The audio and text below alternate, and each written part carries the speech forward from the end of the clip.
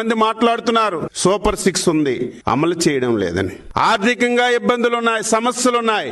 అయినా సరే రేపు జూన్ లోగా ఇంకొక 3 మంచి కార్యక్రమాలని ప్రజానీకానికి సూపర్ 6 లో ఇచ్చిన హామీలు నెరవేర్చాలని చెప్పి నిర్ణయం చేశాం. అందులో భాగంగా రేపు పాఠశాలలు తెరిసే సమయానికి ఏదైతే తల్లికి వందనం కింద ఒక పిల్లవాడికి 15,000 ఇస్తామని చెప్పాము.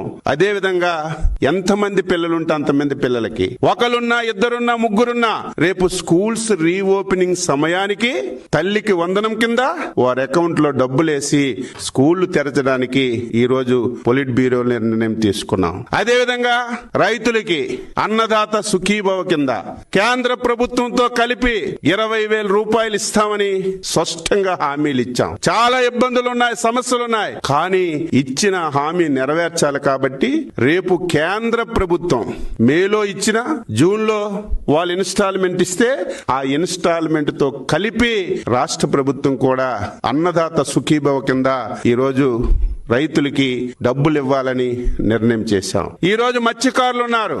మత్స్యకార భరోసా ఏదైతే వేట నిషేధ సమయానికి 10,000 ఇచ్చేవాళ్ళు 20,000 ఇస్తామని చెప్పాం. నిషేధం రేపు ఏప్రిల్ 15 నుంచి జూన్ 15 వరకు 2 మాసాలు వేట నిషేధం ఉంటుంది.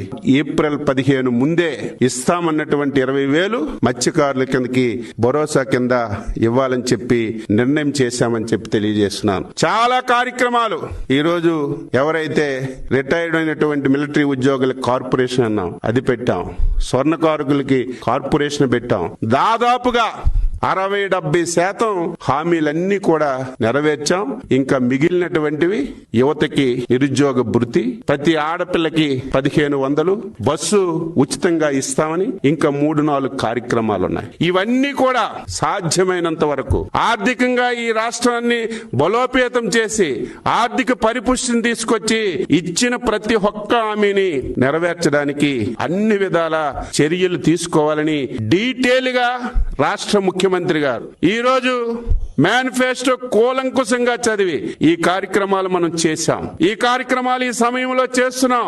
ఈ కార్యక్రమాలు ఈ రకంగా పైప్ లైన్ లో ఉన్నాయి. ఇంకా ఇవి ఈ రకంలో చేసుకోవచ్చని డీటెయిల్ గా డిస్కస్ చేసి మేనిఫెస్టో మీదే ఎక్కువ సమయం కేటాయించి ఒక మంచి